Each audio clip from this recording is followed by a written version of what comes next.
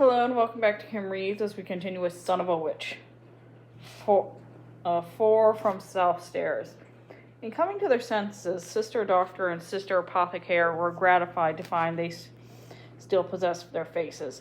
The pack mules were nowhere to be seen, nor their food supplies, nor their host.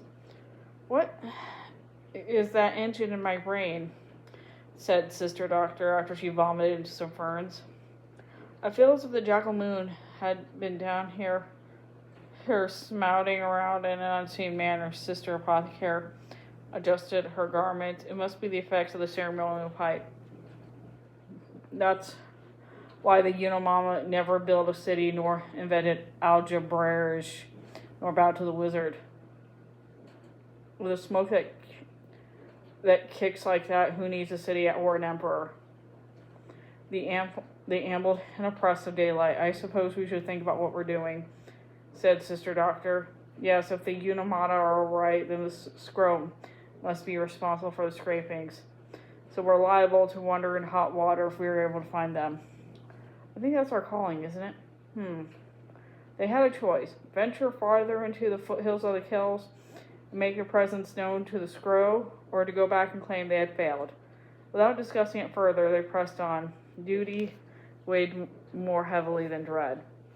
The Mount knew that their professional skills, to be loving, to be devout, to be local to their attentions and spiritual in their desires, had not prepared them to be government envoys. Still, their monarchy served as a way station for those who act upon the stage of the world, and the good sisters consider themselves at least as broad-minded as any other their cloistered soul. Since Doctor and Sister Apothecaire, nonetheless, were prepared for the breath of the Scrow camp when they came upon it, more than 1,000 clan folk, they estimated maybe 1,500, and a virtual zoography of physical types. The nomads tended in patterns that followed their occupations. Some castes managed the animals, primarily a huge herd of sheep collected from fell swards to be penned for a late winter lambing. Other castes socialized in creating sumptuous outings and carpets from the wool of those same sheep. A contingent of fierce-browed young men with slender, tampering, dark beards seemed to be the kind of clerks collective, running here and there with instructions, corrections, assessments, revisions. Older men and women, some much older, managed to carry kitchen children with surprising mildness and efficiency. At the center of the hubbub rose a tented pagoda. Around it, a good many brass urns issued an aroma of raspberry and heart of musk. It didn't take the Mounts long enough to realize that the incense wasn't devotional, but hospitable. The smell from the Princess Pagoda was, well, a stench. First, fed on a peppery broth that seemed to clear both their sinuses and brains, the Mounts were then allowed a chance to pray and compose themselves. It was almost dusk when they were brought into a tent to meet an ambassador of some sort. "Please sit," he told them, and sat as well. He was a portly man on the threshold of old age. One eye wandered as if bedeviled by an interior vision it didn't appreciate. His skin was the color of fine whiskey. "We hope you have been made comfortable, or comfortable enough." The Mounts nodded. Their approach had been greeted without apparent alarm, and they had been welcomed respectfully. Very good," he said. "Even in these uncongenial times, with the Emperor cajoling us heathens into conversation through the force of this holy mace, we pride ourselves on clinging to our customs. Charity to visitors ranks among our traditions. My name is Shem Otakos." "Lord Otakos, you speak very well," ventured Sister Doctor. "For a Scrow, you mean," he said, taking no offense. "I had a university degree at Shiz, back in the day when there was more collegiality at college. I studied the languages, ancient and modern." "You had a notion to be a translator?" "My notions are insignificant. I am the chief interpreter for Her Highness now. I assume you have ventured into our tribal lands to gain an audience with the princess. Though the Mounts believe the native land of the Scrow to be significantly farther west, on the side of the Great Kells, theirs wasn't a quibble. Yes, said Sister Doctor, we have work to complete. We are investigating the cause and agency of the recent spate of scrapings. It would suit Princess to grant us an audience. We should be clear in our concerns and be on our own way almost at once. Is the princess up to meeting us? Without answering, he stood and flickered both his hands, which the Mounts took to mean come. They followed from his tent and toward the royal pavilion to the center of the camp. She has not been well for more years than anyone can remember, said Lord Apothecaire as they walked. She has little energy for idle chat, and I will not bother to translate anything that upset her. I would suggest you contend your marks to 10 minutes, no more. When I get up to leave, so shall you. We have brought tribute, murmured Sister Apothecaire. Sister, said Sister Doctor sharply, we are Mounts of the House of St. Glinda. We not bring tribute to a foreign princess. I meant a cake or a witty novel, she explained unhappily. She has no need of cakes or novels, said Lord Apothecaire, meaning no disrespect to our princess. I would recommend that you breathe through your mouth. It is not considered impertinent to hold your sleeve in front of your nose. Try not to gag, though. It upsets Her Highness. The Mounts exchanged glances. The interior of the pavilion was dark and dank, even chilly, come to that 8 or 10 heavy stone caskets with perforated lids exhaled sheets of moisture that hung nearly invisible in the air. Ice, thought Sister Doctor. They carried ice down from the higher kells where it lasts all year long, and the cold surfaces tamp down the smell of rot. Now there's a labor, for ice is heavy, and the higher kells are not convenient. Perhaps that's why they're so far from normal territory at this time of year, for easier access to the ice pick-up eastern, more gradual slope of the kells. Sister Apothecaire, whose eyes adjusted more quickly to the gloom, pinched Sister Doctor's elbow and indicated a massive mound of reeking laundry on a low table. It was rolling on its side and opening its eyes. Your Highness, may I present Sisters lowly and lower even than that, said Lord Apothecaire before he could remember to speak his own tongue. Ladies, the Princess Nastoya College acknowledges your presence. She has done nothing of the sort. She had not spoken or even so much as blinked. Lord Apothecaire continued. The princess inquires after your health, assuming it is sufficiently robust, or you should be there, and compliments you on your courage. Have you news of Lear? The Mounts turned to each other, but in the darkness of the building they could scarcely remember each other's expressions. Lear? Said Sister Apothecaire faintly. She was beginning to need her sleeve, as had been proposed. The boy who denied he was Elphaba's son. Is that not why you came to us? To tell us of him? Where is Lear? Sister Apothecaire began. Why, that's uncanny. I never... But Sister Doctor cut her off, saying, we came to discover why the Scrow are scraping the faces of unarmed travelers. Lord Apothecaire made his mouth into a pucker. Amused distress, it was hard to tell. I repeat, have you news of Lear? He said. If you're not interpreting our comments to your senior, need this conversation here, said Sister Doctor. My good sister, said Lord Apothecaire, closed his eyes briefly as if experiencing a spasm. The Princess Nastoya entertained visitors only once every several weeks. Do not waste her time. She's waiting to learn what you have to say. We have seen Lear.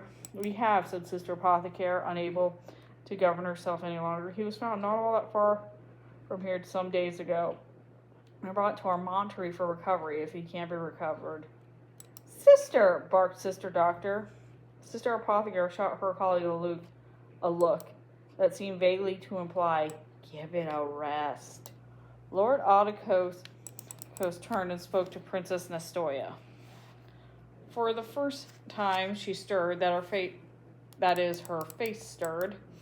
Beneath its greasy robes, her body had kept up a constant, slow stretching, twitching, creaking. Her eyes widened, Glows of ink-colored tears collected in the folds of her nose. She was a woman in mighty distress. When she spoke, the voice was deep in pain. A laundry mistress voice, no sonority to it. She said only a few syllables, but the language of the scroll must have allowed for such meaning in enunciation and pronunciation. "Forgive me, am I not giving up?" began Lord Ottokos's translation. "I'm stricken, a creature severely unnatural, and too by decisions made long ago when the Wizard of Oz set public policy against thinking animals. Now one part of my nature is nearly dead and the other clings to life, waiting to help. I have trained in surgery and my colleague in applications." Lord Ottokos spoke over Sister Doctor. "I have trusted the Alir boy with a task, and I have been awaiting his return these years. 10 years is a decade to a woman, marking the difference between maiden and matron, matron and crone, crone and harpy.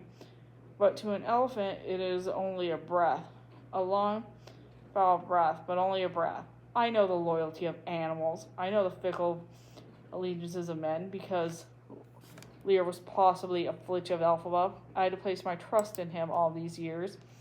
I have hoped he might discover or invent a solution for my dilemma. I have been patient. An elephant is patient. And you have come to tell me that you have found him. Bless you, my daughters. Is he coming back to me at last?" "He is not well," said Sister Doctor. "He was not well," corrected Sister Apothecaire. "Perhaps he's improving. We've been traveling, so we don't report developments in his state." "Why does he not arrive?"